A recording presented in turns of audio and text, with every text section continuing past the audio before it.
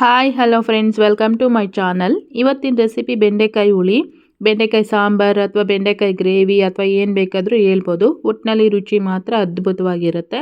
ಒಂದ್ಸಲ ನೀವು ಟ್ರೈ ಮಾಡಿ ನೋಡಿ. ಇದು ಮುದ್ದೆ, ಚಪಾತಿ, ರೈಸ್ ಎಲ್ಲದಕ್ಕೂ ಪರ್ಫೆಕ್ಟ್ ಆಗಿರುತ್ತೆ.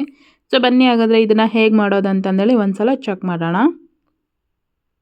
ಮೊದಲೇದಾಗಿ ನಾನಿಲ್ಲಿ ಬೆಂಡೆಕಾಯಿ ಹುಳಿ ಮಾಡೋದಕ್ಕೆ ಒಂದು 1/4 kg ಆಗೋಷ್ಟು ಬೆಂಡೆಕಾಯಿ ತೊಗೊಂಡು ಒಂದ್ಸಲ ಚೆನ್ನಾಗಿ ತೊಳೆದು ಕಾಟನ್ ಬಟ್ಟೆಲಿ ಒರೆಸಿ ಒಂದು 10 ನಿಮಿಷ ಸೈಡಿಗೆ ಎತ್ತಿಟ್ಟಿದ್ದೆ.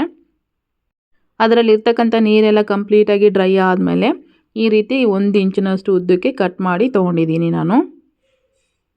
ಇವಾಗ ಒಂದು ಕಡಾಯಿಗೆ 1-2 ಚಮಚದಷ್ಟು ಎಣ್ಣೆ ಹಾಕ್ಕೊಂಡು ಅದು ಬಿಸಿ ಆದಮೇಲೆ ಕಟ್ ಮಾಡಿ ಇಟ್ಕೊಂಡಿರೋಂಥ ಬೆಂಡೆಕಾಯಿ ಏನಿತ್ತಲ್ವ ಅದನ್ನು ಇದರಲ್ಲಿ ಹಾಕಿಬಿಟ್ಟು ಈ ರೀತಿ ಫ್ರೈ ಮಾಡ್ಕೊಳ್ತಾ ಇದ್ದೀನಿ. ಇದರಲ್ಲಿರ್ತಕ್ಕಂಥ ಲೋಳೆ ಅಂಶ ಏನಿರುತ್ತಲ್ವ ಅದು ಕಂಪ್ಲೀಟಾಗಿ ಹೋಗಬೇಕು. ಇದನ್ನು ನಾವು ಒಂದು 3-4 ನಿಮಿಷ ಫ್ರೈ ಮಾಡ್ಕೋಬೇಕು. ಹಂಗಾದ್ರೆ ಕರೆಕ್ಟಾಗಿ ಆಗುತ್ತೆ. ನೋಡ್ತಾ ಇದ್ದೀರಲ್ವ, ಈ ಅಳತೆಗೆ ನಾವು ಫ್ರೈ ಮಾಡಿಕೊಂಡ್ರೆ ಸಾಕು.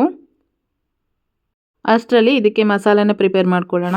ಈಗ ಒಂದು ಪ್ಲೇಟಲ್ಲಿ ಸ್ವಲ್ಪ ಕೊಬ್ಬರಿ, ಸ್ವಲ್ಪ ಬೆಳ್ಳುಳ್ಳಿ, 1 ಇಂಚಿನಷ್ಟು ಶುಂಠಿ, 1 ಈರುಳ್ಳಿ, 1 ಟೊಮ್ಯಾಟೊ, ಸ್ವಲ್ಪ ಕೊತ್ತಂಬರಿ ಸೊಪ್ಪು, ಹಾಗೆಯೇ ಸ್ವಲ್ಪ ಹುಣಸೆಹಣ್ಣು, 1 ಚಮಚದಷ್ಟು ಸಾಂಬಾರು ಪುಡಿ, 1 ಚಮಚದಷ್ಟು ಅಚ್ಚ ಖಾರದ ಪುಡಿ, 1/4 ಚಮಚದಷ್ಟು ಅರಿಶಿನ ಪುಡಿನ ತೊಗೊಂಡಿದ್ದೀನಿ. ಇದನ್ನೆಲ್ಲ ರುಬ್ಬಿ ಸೈಡಿಗೆ ಎತ್ತಿಟ್ಕೊಂಡಿದ್ದೀನಿ ನಾನು. ಇವಾಗ ಒಂದು ಕಡಾಯಿಗೆ ಸ್ವಲ್ಪ ಎಣ್ಣೆ ಹಾಕ್ಕೊಂಡು ಅದು ಬಿಸಿ ಆದಮೇಲೆ ಸ್ವಲ್ಪ ಸಾಸಿವೆ ಮತ್ತು ಜೀರಿಗೆ, 1 ಈರುಳ್ಳಿ, ಸ್ವಲ್ಪ ಕರಿಬೇವು ಹಾಕ್ಬಿಟ್ಟು ಫ್ರೈ ಮಾಡಿಕೊಂಡು ಈರುಳ್ಳಿ ಚೆನ್ನಾಗಿ ಫ್ರೈ ಆದಮೇಲೆ 1 ಟೊಮೆಟೊನ ಕಟ್ ಮಾಡಿ ಹಾಕ್ಕೊಂಡಿದ್ದೀನಿ. ನಾನಿಲ್ಲಿ ಮಸಾಲೆ ರುಬ್ಬೋದಕ್ಕೆ 1 ಟೊಮೆಟೊ, ಹಾಗೆಯೇ ಒಗ್ಗರಣೆಗೆ 1 ಟೊಮೆಟೊ, ಟೋಟಲಿ 2 ಟೊಮೆಟೊನ ಬಳಸ್ಕೊಂಡಿದ್ದೀನಿ.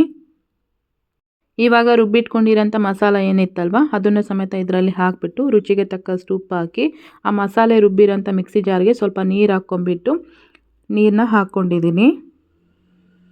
ನಿಮಗಿಲ್ಲಿ ಗ್ರೇವಿ ಎಷ್ಟು ಬೇಕೋ ಅಷ್ಟು ನೋಡಿ ಹಾಕ್ಕೊಳ್ಳಿ, ಅಂದರೆ ಥಿಕ್ನೆಸ್ ಎಷ್ಟು ಬೇಕೋ ಅಷ್ಟು ನೋಡಿ ಹಾಕ್ಕೊಳ್ಳಿ. 1 ಇಂಚಿನಷ್ಟು ಬೆಲ್ಲನೂ ಸಮೇತ ಹಾಕ್ಕೊಂಡಿದ್ದೀನಿ ನಾವು. ಇದು ಕಂಪ್ಲೀಟಾಗಿ ಆಪ್ಷನಲ್ ಆಗಿರುತ್ತೆ. ನಿಮಗೆ ಬೇಕು ಅಂತಂದರೆ ಹಾಕ್ಕೋಬೋದು, ಇಲ್ಲ ಅಂತಂದರೆ ಇದನ್ನು ಸ್ಕಿಪ್ ಮಾಡ್ಕೋಬೋದು. ಆದರೆ ಬೆಲ್ಲ ಹಾಕೋದ್ರಿಂದ ಬೆಂಡೆಕಾಯಿ ಹುಳಿ ಏನಿರುತ್ತಲ್ವ ಅದು ತಿನ್ನಬೇಕಾದ್ರೆ ತುಂಬಾ ರುಚಿಯಾಗಿರುತ್ತೆ. ಮಸಾಲೆನ ಒಂದು 10 ನಿಮಿಷ ಬೇಯಿಸ್ಕೊಂಡ್ಮೇಲೆ ಫ್ರೈ ಮಾಡಿ ಇಟ್ಕೊಂಡಿರೋಂಥ ಬೆಂಡೆಕಾಯಿ ಏನಿತ್ತಲ್ವ ಅದನ್ನು ಸಮೇತ ಇದರಲ್ಲಿ ಹಾಕಿಬಿಟ್ಟು ನಾವು ಇದನ್ನು ಒಂದು 5 ನಿಮಿಷ ಬೇಯಿಸ್ಕೊಂಡ್ರೆ ಸಾಕಾಗುತ್ತೆ. ಬೆಂಡೆಕಾಯಿ ಎಲ್ಲ ಚೆನ್ನಾಗಿ ಬೆಂದಿರುತ್ತೆ.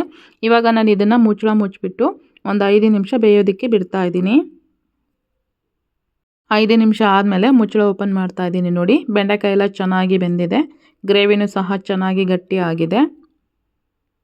ನೋಡಿದ್ರಲ್ವ ಎಷ್ಟು ಸಿಂಪಲ್ಲಾಗಿ ರೆಡಿ ಆಯಿತು ಅಂತಂದೇಳಿ. ಸೊ ನೀವು ಖಂಡಿತವಾಗ್ಲೂ ಈ ವಿಧಾನದಲ್ಲಿ ಮನೇಲಿ ಒಂದ್ಸಲ ಟ್ರೈ ಮಾಡಿ ನೋಡಿ. ನಮಗೆ ಟೇಸ್ಟ್ ಹೆಂಗಾಗಿತ್ತು ಅಂತಂದೇಳಿ ಕಮೆಂಟ್ ಮಾಡಿ ತಿಳಿಸಿ.